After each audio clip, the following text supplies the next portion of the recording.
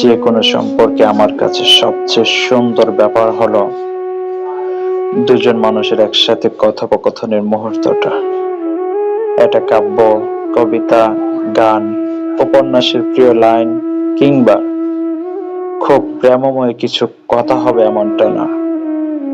রোজি নামচা জীবনের সাধারণ কথোপকথন, একে অপরের সম্পর্কে জানা, স্বপ্নগুলো সম্পর্ক জানা, তার একান্ত দুঃখ বোধের সাথে পরিচয় হওয়া, কেরিয়ার নিয়ে দুশ্চিন্তা, মাস শেষে শূন্য পকেটের যাযাবর জীবন, নিজেদের ভেতরকার দূরত্ব কিংবা সাধারণ সাংসারিক কথাবার্তা।